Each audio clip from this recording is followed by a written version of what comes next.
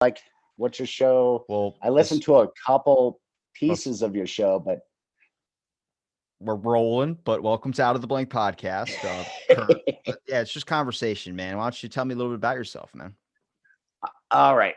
Sure. So let's see. You found me through American Mayhem on Facebook or Twitter or something. That's my wife and my podcast that we do for fun. I just finished an MA theater degree and an MFA media arts degree right before the dreaded pandemic hit. My mom broke her hip, so I was at home for a couple months. And other than that, uh, yeah, I'm a homebody. I've been working jobs, applying for jobs to Well, what's American teach at a Mayhem? college level. What's All right. American Mayhem? So American Mayhem is the ill-fitted named podcast that my wife and I decided to do as a couple. And it's kind of a hodgepodge of things. So I wanted to focus on supernatural stuff, and it strayed from like just stories of Bigfoot sightings and aliens, the general board affair that you'll see on a lot of podcasts. And that was kind of what I wanted to do. I just wanted to have a fun show and try it out because I'd never podcasted before. And while I was in grad school, I got into listening to, like all these different podcasters, like Astonishing Legends and a whole bunch of them, No Sleep podcast. And I kind of got into the creepypasta thing. So, because the creepypasta phenomenon happened after I was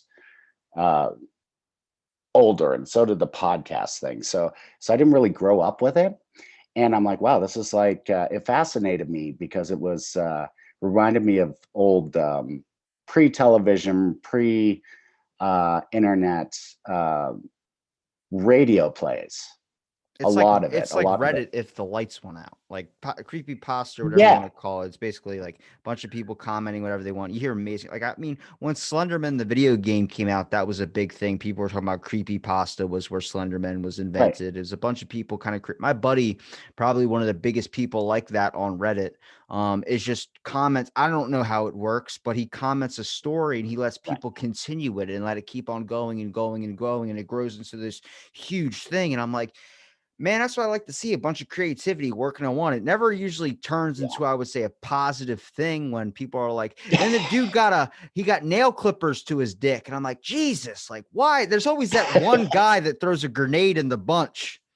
I love it. Yeah, but you're seeing this. So the narrative structure, that's it. You're seeing this new narrative structure develop, whether it's social media, whether it's, I don't know, Reddit, or you've got 4chan and 8chan and all that stuff. But so it's a new way of storytelling, which fascinates me because it was my area of study in school. It's what I want to go into for a career.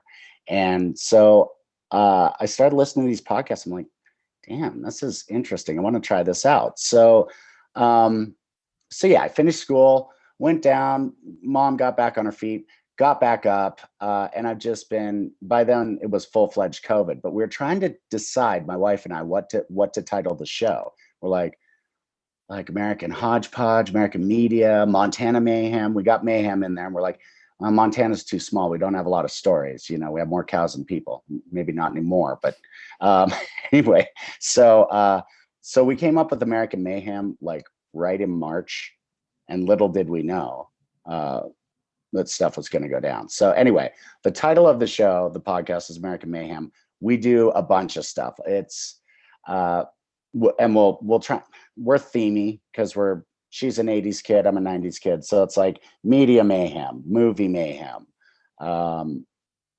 Let's see, what's another, music mayhem, where she wanted to talk about Prince the That entire word time. mayhem has turned into the word moist for a lot of people. You're making me uncomfortable every Right? time.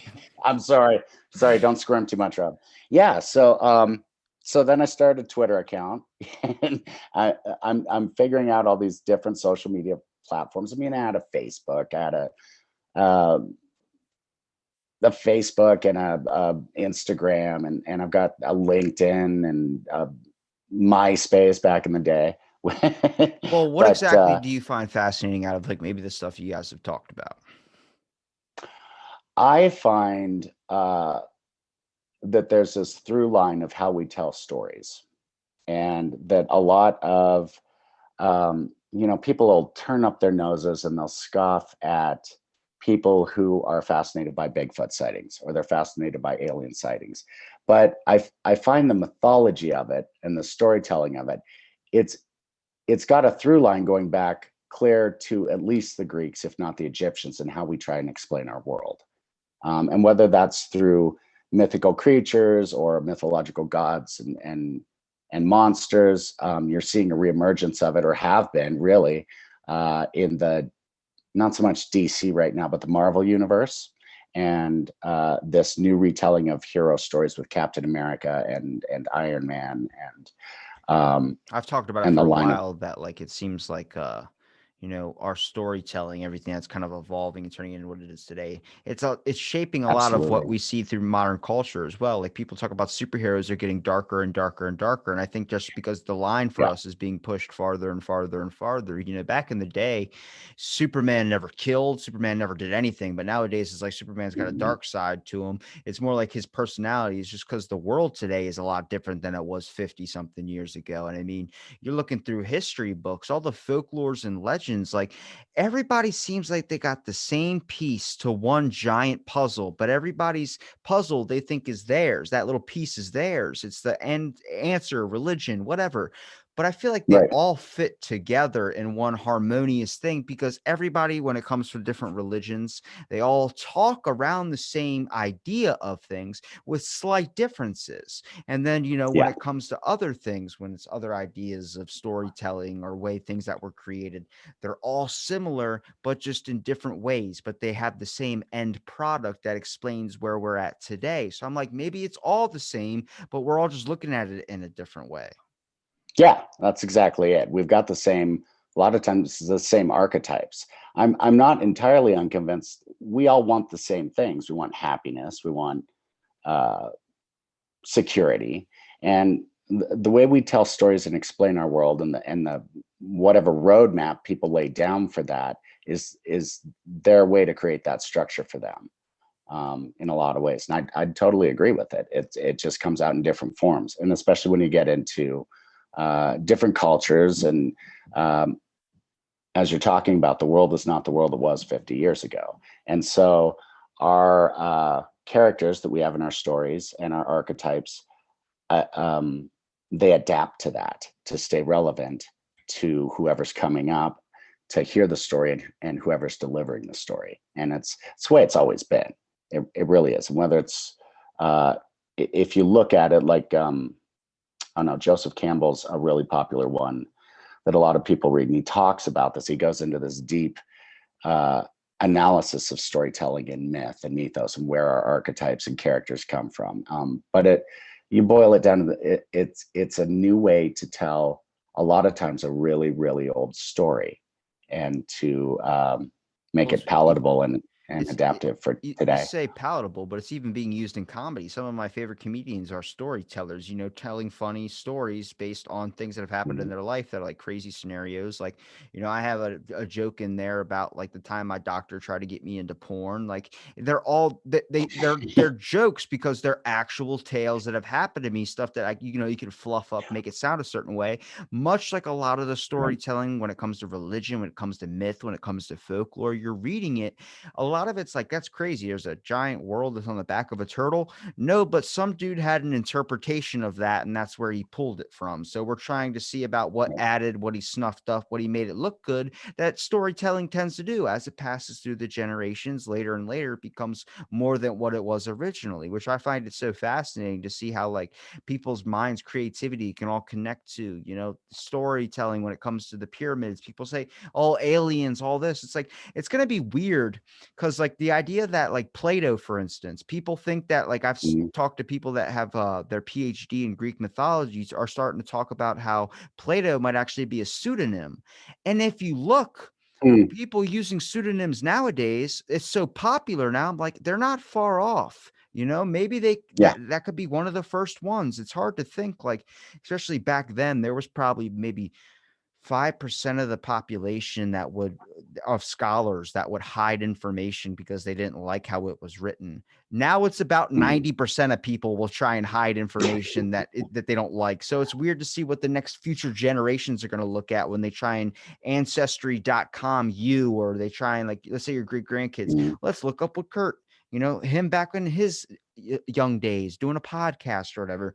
They check back and they don't have anybody because you wouldn't be using your real name. You're using a different name. The next thing you know, it goes in this whole other avenue of like future generations. The storytelling is going to be nuts. They're going to look back like, why in 2020 were they all wearing masks in their commercials? It's like, well, there was a pandemic. What? It's like nobody even mentioned it. They'll know us by our Twitter handles, I'm convinced. But yeah, no. You do stand up too. That's right. Did I do stand-up? Or you have? No. Yeah, I thought you just that was just a little stupid joke. No. I thought I read that when I was trying to study up. See, that shows how we name our podcast American Mayhem, and then this happens, and then I try and study up. Anyway, no, that's exactly right though. I mean, you're talking about and everybody credits the Greeks. It goes back farther than they do. The Greeks just formalized a lot of stuff with this, with their philosophy, with sciences, and with writing down epic tales like Ulysses and Odysseus and all those. And but it's a way to, it seems like we need that, and that we're trying to recapture it and make it relevant to a modern world.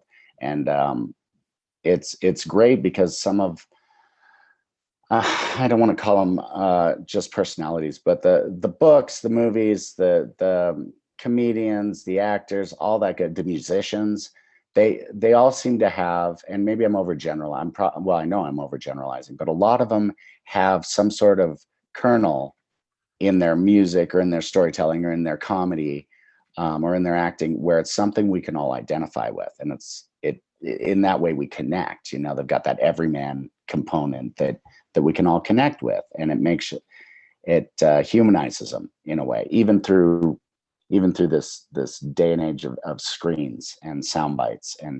And you're right, context has changed a lot. That's what I'm finding through this. Finding the truth is so hard nowadays, especially like a couple weeks ago, they were saying Helen Keller was trending on Twitter. And I was like, fuck. I saw that. What the fuck is Helen, whatever Keller, say that 3 times fast. That's a tough one. Right. But I was like, why is she trending? And people are like, she didn't exist. And I'm like, what? And I'm like looking through, I'm like, but we have photographic evidence. And people go, yeah, that's photographic evidence that she's racist because she's taking photos with Hitler. And I'm looking, I'm like, that's Charlie Chaplin. But it just shows what people are going to run with when they just read an article headline. But it makes sense if you look at like Helen Keller not being real.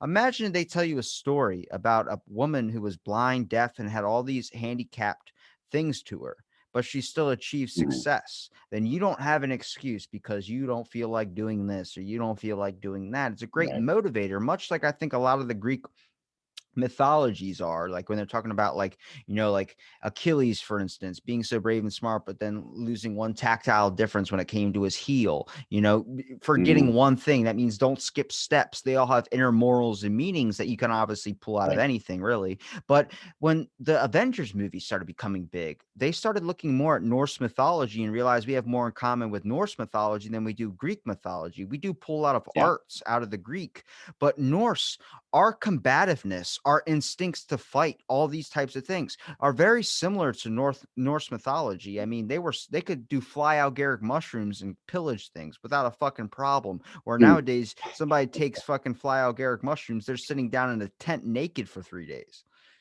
Right. Yeah. See, and I didn't know that, for instance. And it's great because it's this weird thing, my wife and I were talking, and she's like, she has friends who said, I've reached out and communicated with people and gained more friends as they are, depending on how you define that, during COVID than I ever did before we were in lockdown of any sort. And it's this interconnectivity now where if we want to socialize, we're almost forced. There's writing groups popping up.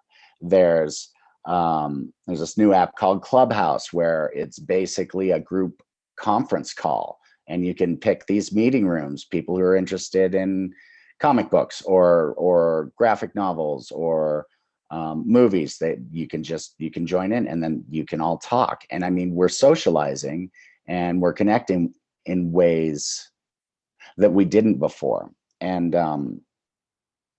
it can be good and bad with the media, like anything can be good and bad. People can use narrative structure and story to try and control a populace, which has been done time and time again. And people can use it to spread a message or to try and spread empathy. And so it's all in how we use it. But I think people are starting to question the context of things in a way they haven't before. Yeah. I think that's through part this and whole parcel of process. when you have so much exposure to media, especially sitting inside your house all the time, being on your phone, you're coming across so many different articles and different things that are telling you different, avenues of, hey, this could be a conspiracy theory, but this is this, this is that, this is this. But Right. it's honestly, I like to ask the question. I think it is a little bit like a lot like storytelling, the importance of what coronavirus would be told like, and it all is how you really say it. Mhm. If I tell you 2020 was a disease ridden year that threw people into this pandemic situation where people lost their homes, people had to, they lost their jobs, they were struggling to try and work on the unemployment, like call a line and they'd be on the line for days and days and days, not hearing an answer of Right. someone that can help them get the money they need just to survive and feed their family, pay their bills, keep their heat on in the cold. People lost businesses, things that they put their whole entire life into and then killed themselves. You explain it Mhm. like that, people are like, oh my God, must be a horrible year. But then you see it in the Right. eyes of some people where it was like during the pandemic, John had enough time to sit at home. And during that time that he sat at home and trying to work and trying to find money and scrape a penny to just be able to afford his house, he uncovered something about himself. He realized all the things that he was using that he didn't need it. He realized the family time that he was thinking about spending needs to be done now. He comes home, his family looks at him like a stranger. He's changed everything about his life. He's back to work again and he couldn't be happier. He doesn't even need to use his vacation days because he realized the vacation, only thing paradise, whatever would be considered in his head, is the one that he has at home. When you look at those and those two different aspects of different types of storytelling, that's what the pandemic's like. That's what anything in your Right. life is like when it comes to the optimism. You can sit there and complain about all the bills that you have approaching to your head, or you can talk about like things that you do have, the air in your lungs, things that are working properly. I don't want to say it's humble to look at things that don't have as much as you, but I spend a lot of my time watching videos of people overcoming things. And I think a good part and parcel of that's not really motivational speak, but when you see a dude that has, or talk to a person that has a suicide disease, which is a disease they call suicide disease because it's a likely possibility that you're going to end up committing suicide from it because you basically can't control your limbs or things of that sort. Even your face goes Yeah. like you have a stroke and stuff. And it's like, what the fuck are you complaining that you don't have enough money to get another thing of alcohol? It's like, shut the fuck up. Right. It's all storytelling, man. It's all the optimism of a situation. There's a reason why there's these old folklores and stuff out there. The conspiracies are out there because people are trying to find an avenue to escape and to find something that can bring them to a link of normalism. You look at something, you want to Mhm. see that somebody else went through that so you can understand that, yes, this too will pass. Yeah, absolutely. Well put. It's all in how you frame it, man. That's exactly it. It's the narrative structure. It's how you contextualize it. And it is all these people, there's always this push and pull, and whether it's in art, storytelling, just society in general, um, where you'll get a backlash against one thing, and then there'll be a backlash against the backlash, and this tug of war going on. And a lot of times, it's um, trying to understand bad events around you, I think, and trying to explain them. It's like it can't be just as simple as this person is bad or this system is bad. There has to be an evil, deep, dark thing behind it that is hell bent on world domination or something like that, right? And it's been applied. There's we tend to be a reductive society. Well, all my friends love to use the term reductive, but we're a very black and white society Yeah. where we want to put things in a damn box. And life's just not that simple. There's a lot of gray areas, and it's hard to live in the gray areas. It's hard to talk about them. It's hard to define them a lot of times. Well, think that through. But That mystery is the most fascinating thing for people, but the idea of that uncovering that mystery is the best thrill in the chase ever. And then when you do uncover yeah, it, you feel empty and you wish that you would have never discovered that mystery. It's very, very like push and pull with people. And I think the idea that like we're at such a state in our technology and science that we can put an exclamation on everything, say this is what it is, this is that, this is this is that. I'm like, I'm more in part and parcel with the fact that I'm that middle of the road guy. I don't think anything's yeah, true. I don't think anything's fact. I don't know if there's a flat earth or not. We have science, but that's what we've been told. I think there's so much manipulativeness going on that fuck it. I've talked to mhm. people that have pretty convincing arguments and stuff. Maybe I'm easily malleable. Maybe I'm easily going to be sucked into a cult one day. But Right, right. it's if you talk about, like, for instance, one of the things you talk about is mobsters. If you talk about Mhm. mobsters, for instance, you talk about Al Capone and say Al Capone died of syphilis because the government wouldn't treat them. They kept him on lockdown and let him just suffer and die from it. People will Yeah. say, you're fucking crazy. No, it's true. No, But that happened. Yeah, yeah, it people don't happened. want to believe that because they go, that's conspiracy talk. Same thing with MK Ultra, Right. conspiracy talk. I'm like, no, a lot of the times Actually true. if it looks like a duck, quacks like a duck, it's probably a fucking duck. Yeah. Yep. Yep. It was MK Ultra was an actual program the CIA did. Alcatraz was a horrible place. That's why it was shut down. Part of the reason it was. And yeah, all of those true.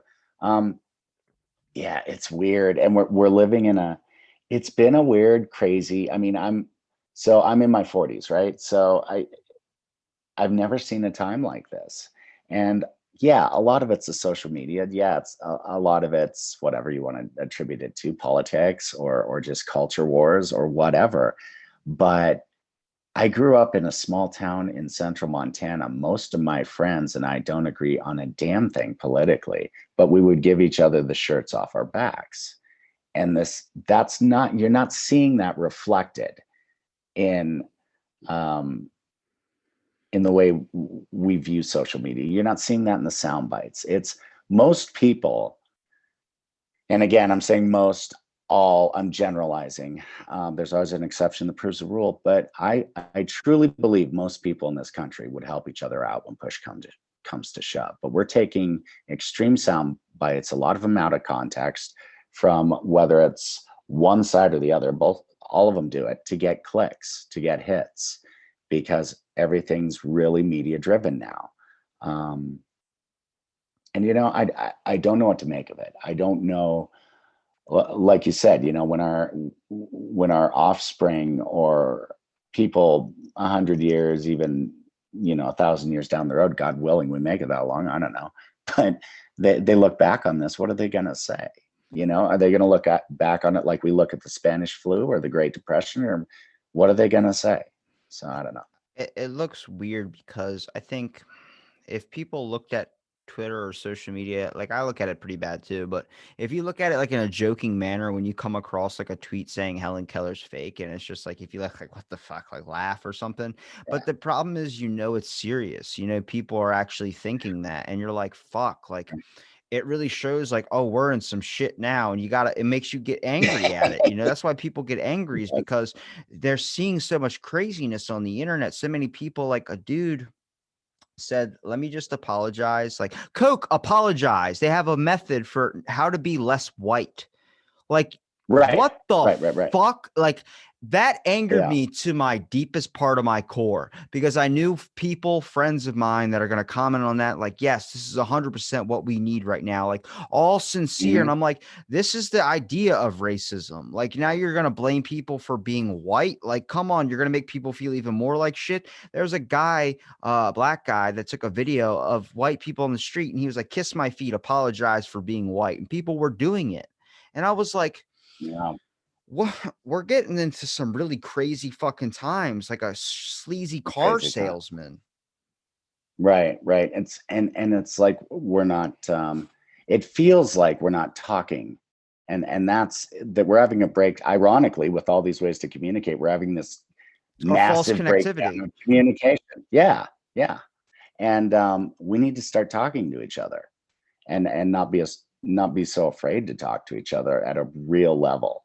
I think, and that's pandemic, no pandemic. I mean, that's the way it should be anyway. So yeah, I don't know what it looks like. I think, and that kind of, it goes back to the podcasting. It goes back to comedy is another way that the Richard Pryors, Lenny Bruce, that George Carlin is another one where they addressed socioeconomic, socio-political ills of their day through comedy, and it was presented in a way where people would listen to it and they'd feel okay to laugh, you know, and to actually think about it in a way. And it's interesting how art and how storytelling, podcasting, creepypasta, all this stuff addresses things, horror being one of the main avenues. Like if you look at Ryan Murphy's American Horror Story, and oh gosh, there's a bunch of them where that's the one that's popping in my head right now, where they try and address some of the problems that we have in society and some of the things we're trying to figure out, and they do it by packaging it into a story. Well, it's so easy to put a label on something so you can categorize. Like that's why I feel like there's like everybody on social media nowadays, it's not really a profile. It's like a cult. It's a mini cult. And it's because you have your followers. You see that number tick up. But here's the weird thing is there are so many cults out there that if somebody could be in your cult and then they disagree with one thing of yours, they just make their own separate cult. And then now they got their own thing. They got their own followers. Everything is getting so niche and so labelized and so classified. And it's really hard to classify things when we don't have all the information. When they release aliens are real, people start losing their shit because what the fuck? We didn't know. We thought that was just in movies. It was like, well, now they're telling you things.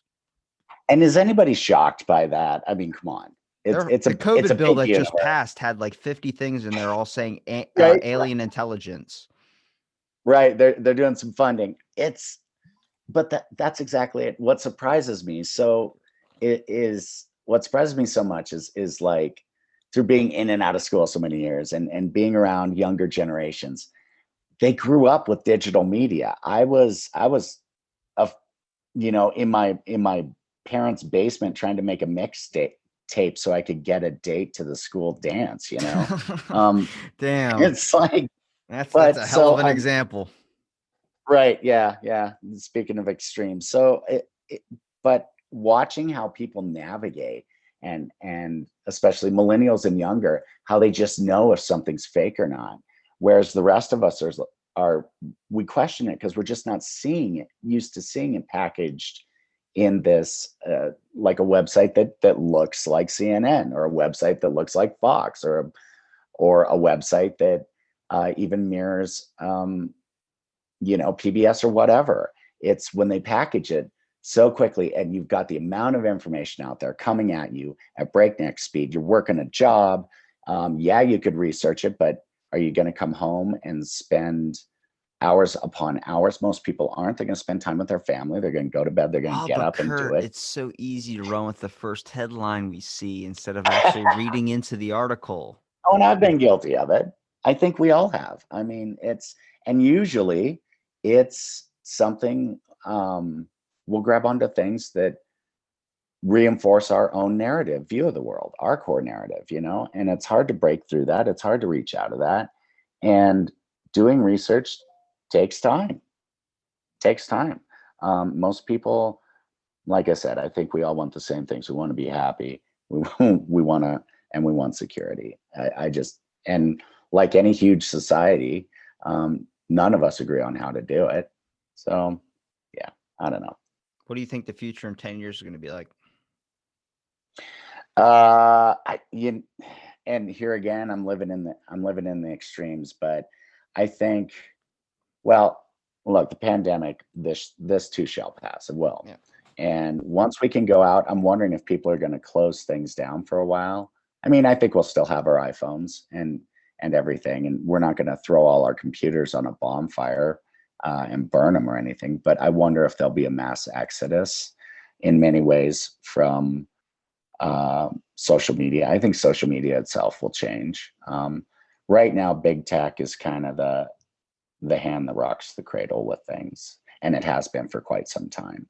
You've got platforms like Twitter, platforms like Facebook that weren't built for philosophical political debate that are now housing it. And it's like I don't know. Either people will dive into their computers, or they'll close them down for a while and reconnect with face-to-face conversations where you have things contextualized, and it's harder to insult people when they're there to fire back in the same room, and we might have real conversations. I don't know. I think it'll be probably a healthy mix of both. Honestly, it's never way too far to the right or way too far to the left on things. So yeah, I don't know. The new it depends on how sweet the cameras are on the new phones. That's what it comes down to. It's funny. You think people would look at like, oh, they're selling off all my information and doing all these things to me, and I'd stop using my phone more. But then it's like, no, people really kind of didn't care, even though they found out they were horrified, but they're still going to use their phones. Right. It's like, people want child labor laws, all these types of things, all these places that are building cell phones or they're mining for certain data. They want to protect the environment, but they're still going to use a phone. It's like, they're going to buy the product. Yeah. Gotta understand there's like some battles you gotta just look at like, hey, like obviously we need phones. I mean, you can't have a job without an employer not being able to call you. You know what I mean? And it's like, Right. But the social media thing, there's a step that you need to hit where you probably shouldn't be complaining and then putting up a vague ass post where someone reads it like, today was a hard day today. It's like someone reads that and they ask you, are you okay? Tell me what's wrong. And then you just put an emoji of a sad face and still stay ominous. You're a dick. Like that sucks. Like you're literally just fishing for attention. You're the DreamWorks guy on the moon fishing and reeling in whoever can fucking come into your way.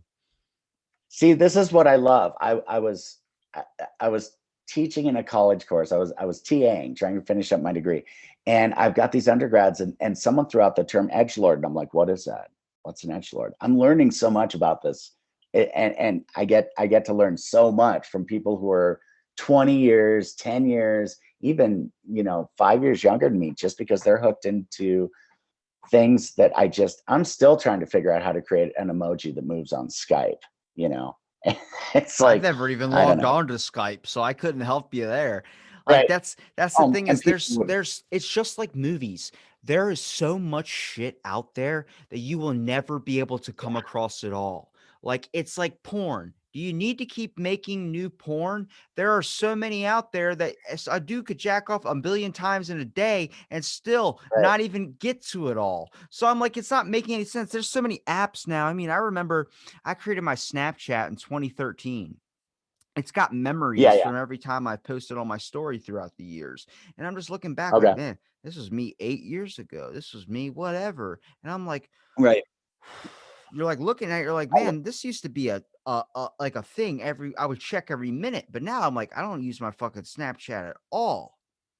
Yeah. See, and I'm like, I love Snapchat. It's like, it doesn't really disappear. I mean, they tell you you can save it, you can download it, you can upload it. I remixed an advertisement using my Snapchat filter. I mean, so it's not this idea that stuff you throw out there disappears. It doesn't. It falls into the big data. There's servers, there's buildings full of servers that collect this, and they want our information so they can sell it to other companies. But the trend changes. The trend totally changes. It's so they can build a profile of who we are and sell us stuff. Like it's Snapchat used to be addicted as hell for so many people. It used to be a generation things, and parents went to Facebook, and then now it's like every kid loved Instagram. Now it's not Instagram anymore. It's freaking Twitter. Then it's going to go from Twitter. It's going to hop onto something else. Like I have a bigger Twitter following than I not Twitter following. I have a bigger Instagram following than I do a Twitter following. That's where I mainly focused. Then I stopped giving a shit. Now I just post and ghost because I realize if an EMP happens and then you lose your Twitter, Instagram, whatever gets hacked, then you spent all your life, all your time and effort to get 100,000 followers. You just lost it all where you have to restart from the beginning.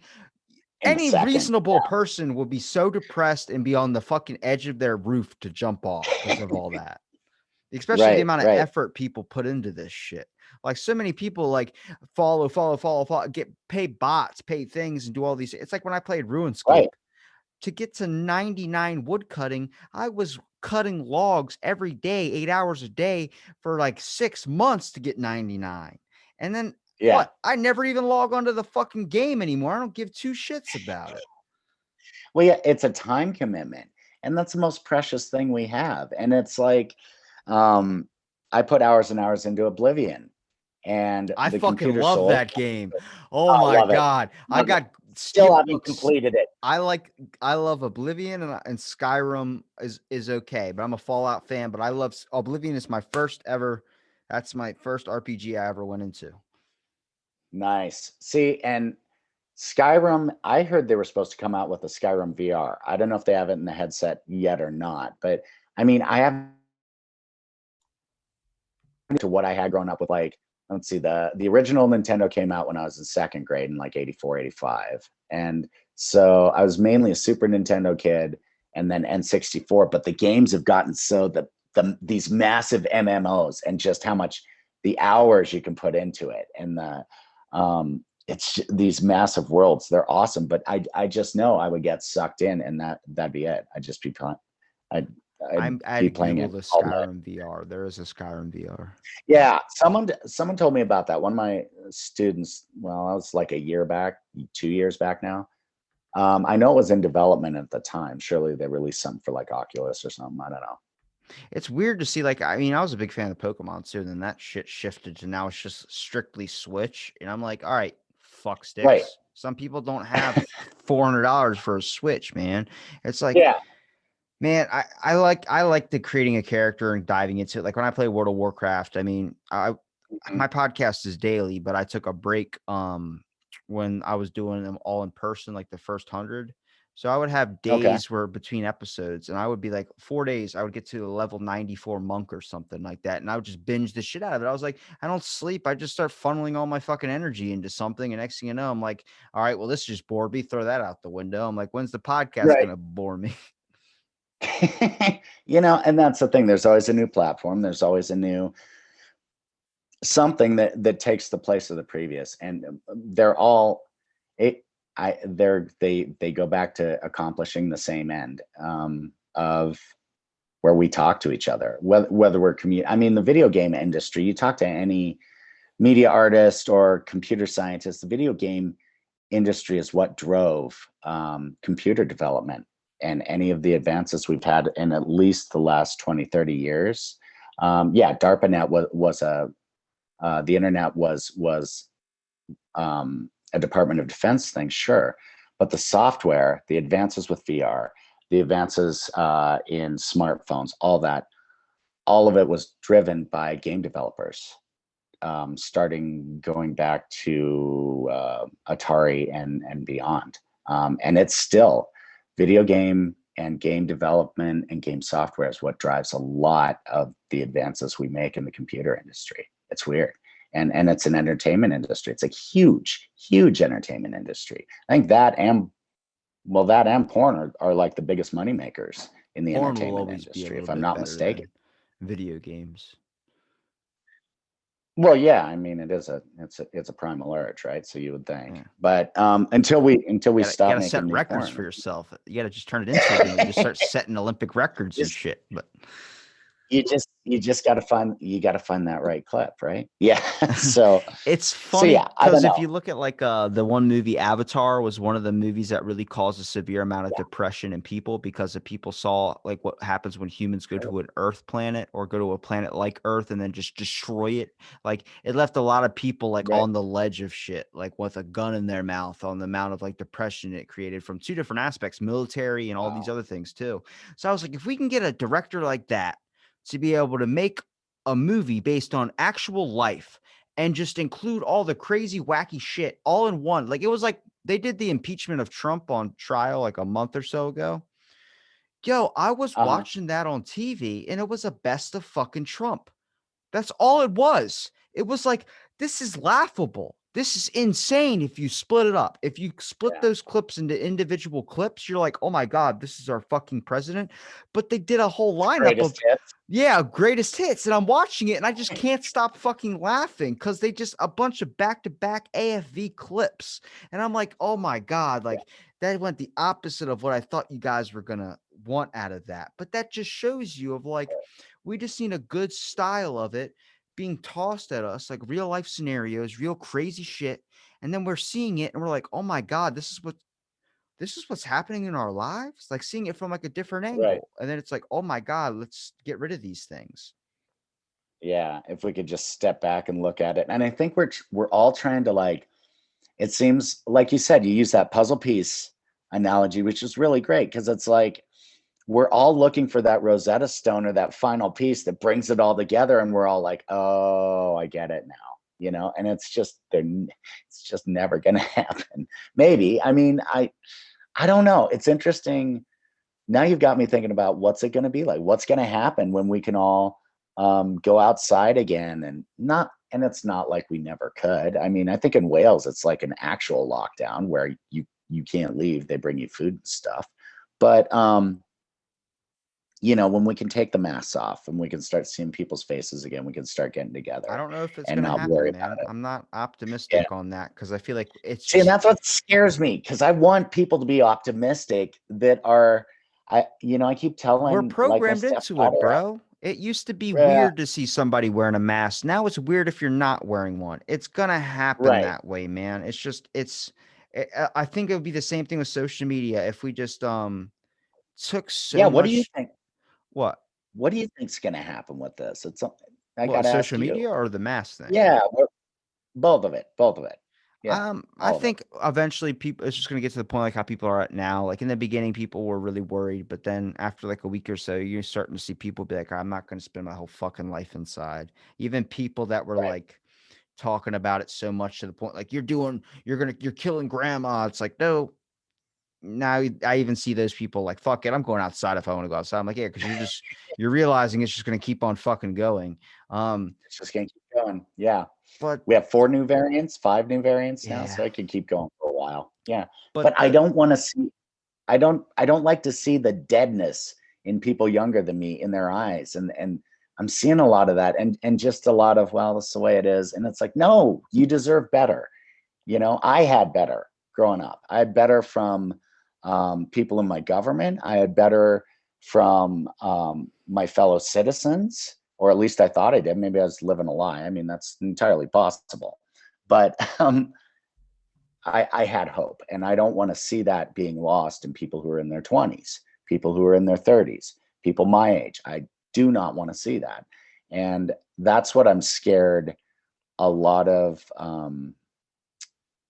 That's what I'm scared a lot of our communication is starting to trend towards. you know what I'm scared of? And what's that? The New porn? now sometimes it does get pretty scary. They go really far on that shit. But depression levels, man. I'm more focused on that than I think I've ever been because I actually have depression and I know what those hard days are like, but the world is becoming more and more mental health issues. And it really pissed me off the other day because I read an article about more kids that are doing Zoom schooling or whatever are being Yeah, diagnosed with more ADHD. And I'm like, because they're in their fucking house trying to do schoolwork. You need to be in a yeah. school environment. That's not ADHD. But doctors, parents, they all say it's ADHD. I'm like, oh my God, I actually have that. And it's like when when I want to read a book, I go to a library and I sit down and I fucking learn and I can actually read the book because I'm not in my fucking home with a 55-inch TV staring at me saying, play me, play me, play me. Yeah. So the amount of depression I see is just increasing so much because now everyone just goes on social media either to find a conflict or start a conflict. It's not that you're even trying to sometimes. It's just the amount of Yeah. miscommunication that gets put in on phones is difficult. Like people spend so much Hard. time. Well, people spend so much time messaging me back and forth. Like I had a dude message me 12 times back to back. That's my bugaboo. One message, you wait till I respond. And I don't like being on my phone all day. I don't mean to set like guidelines of importance. It's just I post and I get the fuck off. I got shit I That's got to fair. do with my life. I want to work on other things. I'll check if it's a message, but just sitting there scrolling, unless I'm completely bored out of my mind, I don't resort to that. I can do something with my life. I'll fucking twiddle my thumbs for 10 hours. I don't care. Right. Well, and before you know it, 3 hours has gone by. Yeah. Like when you're doom scrolling Facebook or Twitter and I love Twitter. I had a buddy who said, "Look, I'm going off all my social media. I can't do it anymore. Twitter used to be a place where we shared ideas, and he's in the arts too, right? And he's like, I used to communicate with my filmmaking friends. I used to, you know, talk about how did you get this shot and so on and so forth. And it used to be this thing of, oh, well, try this or try that. He said, it's not, you have to weed through so much crap anymore that's so negative. He said, I don't have time for it. I've got kids, I've got a family. He's trying to finish his degree. It's too hard. It's too hard to watch for too long. Yeah.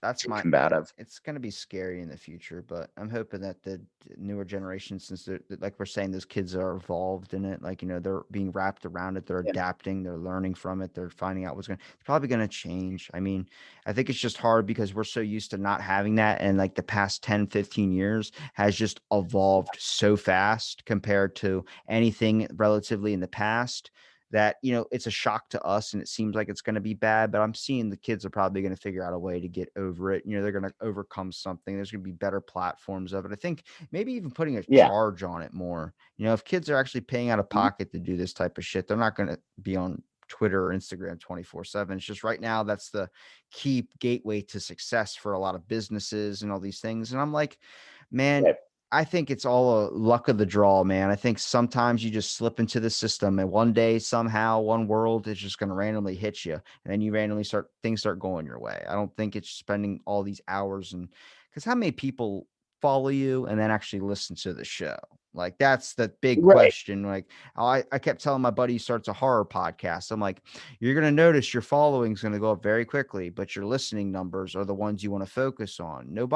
Your followers are different. Getting 200 likes on a post, but only averaging 5 listeners a post or an episode. It's like, you see the turnout ratio. And he started posting on social media. I know how many of you are just following me for my content and actually listening to my show. You're fake followers. And I'm like, you see, because they don't give a shit. You want the real stuff, man. And it's hard to get, like, go find homeless people, give them a sandwich. They'll actually kill for you and they'll follow you to the end of the earth.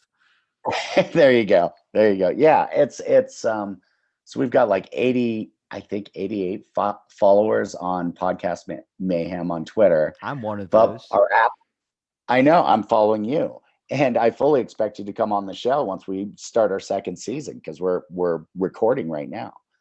If you want to, I would love to. Good.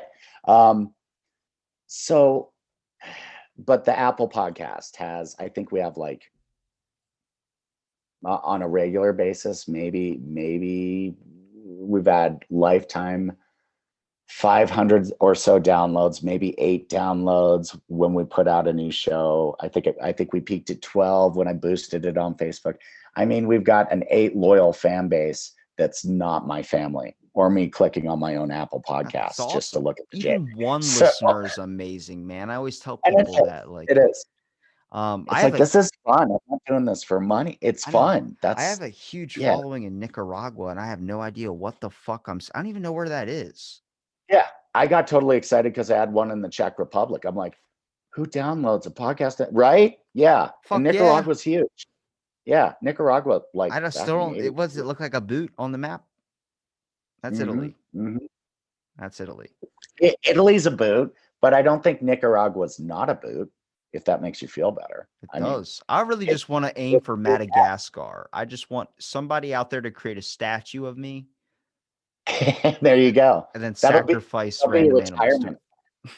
That's right. You'll go there. You'll go there on a boat when shit gets really real, and you're like, I have a place in Madagascar. They built it for me. I'm set. I want to be fighting a kraken though with like a sword. Do it. It's and you know, especially though, there's so many horror podcasts. It's like, how many? Oh God, I read just in the US alone, there's over 800,000 podcasts, and of those, the people that monetize it, like the Joe Rogans, I think Joe Rogan's still at the top, if I'm not mistaken, for earning the most. And it's in the millions, but he also has a support team. He's not, I'm jumping to an assumption. I doubt he's doing his own editing. I doubt he's. The number of podcasts are 900,000 total. And there's about, at least in my specific topic, like the conversation thing, it's a 0.001. which is probably roughly Okay. around like a 30,000 or 20,000 or something like that people that have that, or I think it's 0.1 then, but it's a very small niche thing Mm-hmm. because a lot of it's focused on true crime. A lot of it's focused on this. And I think those are just because it's gateway scenarios. It's Right. mysteries or whatever. It's things that people want to find. Now, Joe Rogan has a whole security team, editing team, things, all these teams, especially to go with Spotify and stuff. But man, you just got to do it to Yeah. have fun. If you look at the population of people that are doing a podcast to have fun, I want to know those fucking numbers because those are the ones we Those should be counting. Yeah, absolutely. Absolutely. And I'm not taking anything away from Rogan, or I think Dax Shepard has one out. They're entertainers. That's a business they're in, and they made their bones coming up. Rogan was around in the 90s. And so they've been in the industry for years and years, and so more power to them. But it's like the Joe Blows that are, doing their own show. You're a machine. You're like, I got 15 recordings coming up. I mean, you're doing this all the time. Plus you're working a job, from everything I can tell. I mean, that's showing the passion for it. And I respect that. It's doing it for the fun and the art of it. And I like that. So it's like meeting amazing people like yourself, man. And you end up talking about something and then leads into something else. The next thing you know, you guys have a chat that goes by for an hour. Right. Oh yeah. Are we there? Yeah. We're there, man. All right.